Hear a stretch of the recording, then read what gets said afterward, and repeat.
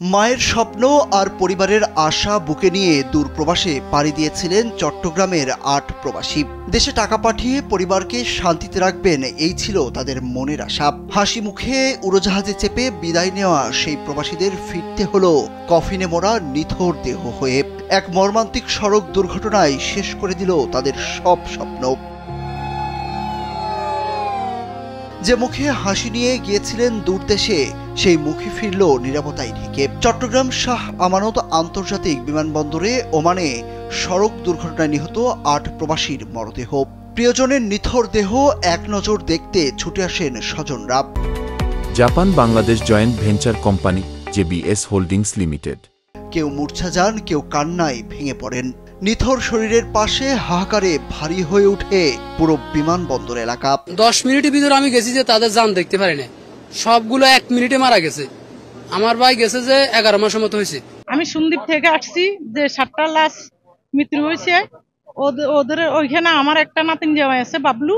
শনিবার রাত 8:15টার দিকে বাংলাদেশ বিমানের একটি ফ্লাইটে পৌঁছায় মরদেহগুলো।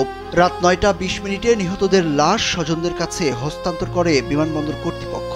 স্বজনদের কান্না আর আহাজারিতে বিষণ্ণ হয়ে ওঠে পুরো পরিবেশ।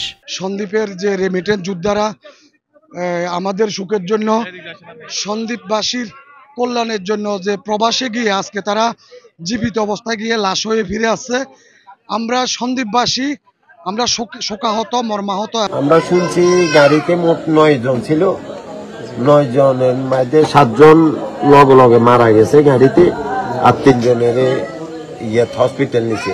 শুনছি আবার সেই 3 জনও কি মারা গেছে হসপিটালে। নিহত প্রবাসীরা সবাই ওমানের ধুকুম প্রদেশের সিদ্রা এলাকায় মাছ শিকারের কাজে নিযুক্ত ছিলেন। নিহত 8 জনের 7 জনই চট্টগ্রামের সন্দ্বীপের বাসিন্দা। তারা হলেন আমিন মাঝি, শাহাবুদ্দিন, বাবলু, রকি, আরজু, জুয়েল ও মোশাররফ হোসেন রনি। আর আলাউদ্দিনের বাড়ি জেলার রাউজানে। তাদের মধ্যে বেশিরভাগই কয়েক বছর ধরে পরিবারকে সহায়তা করতে ওমানের সমুদ্রে মাছ ধরার কাজে যুক্ত ছিলেন।